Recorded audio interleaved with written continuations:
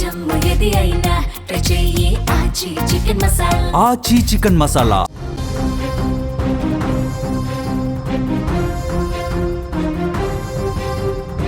ప్రేమ ఓ మధురమైన అనుభూతి అంటారు, కానీ అదే ప్రేమ ఒక్కోసారి ఊపిరి తీసే పాషంలా మారుతుంది. రంగుల లోకం ఇన్స్టాగ్రామ్లో మొదలైన ఓ పరిచయం నిండు ప్రాణాన్ని బలి తీసుకుంది.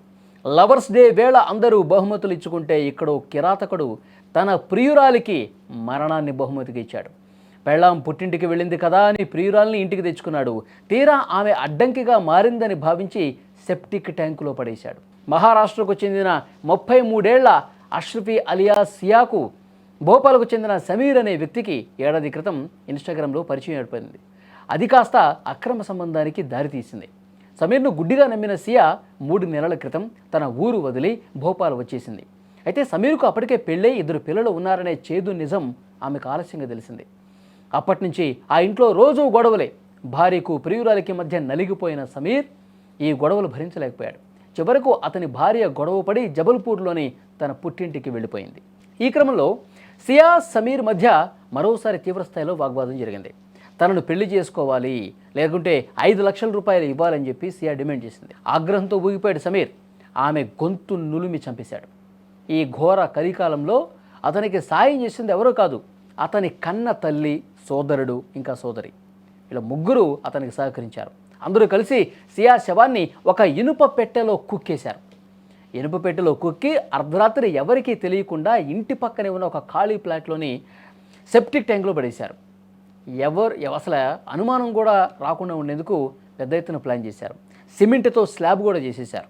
నిన్న ఆ ట్యాంక్ దగ్గర ఆడుకుంటున్న పిల్లలకు భయంకరమైనటువంటి వాసన రావడంతో స్థానికులు పోలీసులకు సమాచారం ఇచ్చారు. పోలీసులు ట్యాంకును తెరిచి చూస్తే కుళ్ళిపోయిన స్థితిలో ఉన్న సియా మృతదేహం బయటపడింది. ఆమె ముఖం గుర్తుపట్టలేనంతగా మారిపోయింది.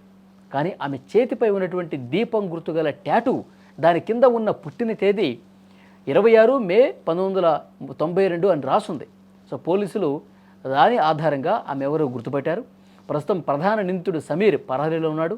నేరంలో సహకరించిన అతని కుటుంబ సభ్యులు ఎవరైతే ఉన్నారో వాళ్ళందరినీ కూడా పోలీసులు అరెస్ట్ చేసి తీసుకెళ్లారు. ఇన్స్టాగ్రామ్ మోజులో పడి అపరిచితుడిని నమ్మి వచ్చినటువంటి ఒక మహిళ చివరకు సెప్టిక్ ట్యాంకులో శవమై తేలటం స్థానికంగా తీవ్ర కలకలం రేపింది.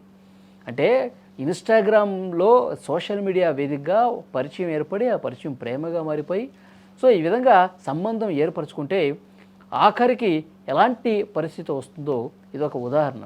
ఎందుకంటే అతనికి అప్పటి వరకు తెలియదు. కలబులి కబుర్లు చెప్పాడు. ఇన్స్టాగ్రామ్ వేదికగా, సోషల్ మీడియా వేదికగా మాట్లాడుకున్నారు, ఫోన్ నెంబర్లు ఇచ్చుకున్నారు, ఫోన్లో మాట్లాడుకున్నారు, బయట తిరిగారు.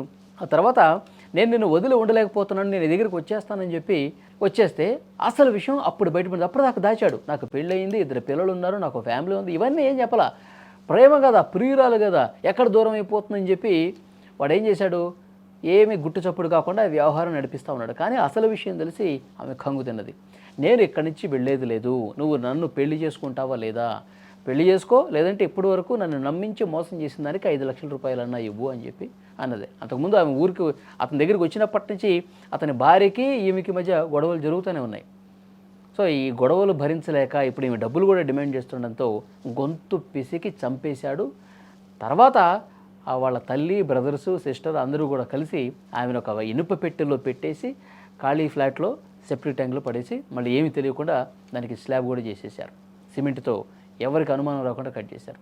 కానీ నిజం ఎంతోసేపు దాగదు కదా. వెంటనే అక్కడ ఆడుకుంటున్న పిల్లలకి అనుమానం వచ్చింది, ఏదో స్మెల్ వస్తుంది, ఏదో ఇక్కడ ఉంది అని చెప్పి అనుమానిస్తే వాళ్ళ ఇంట్లో పెద్దవాళ్ళకి చెప్తే పెద్దవాళ్ళు పోలీసులకు ఇన్ఫర్మేషన్ చేస్తే అప్పుడు మొత్తం గుట్టు మొత్తం బయటపడింది.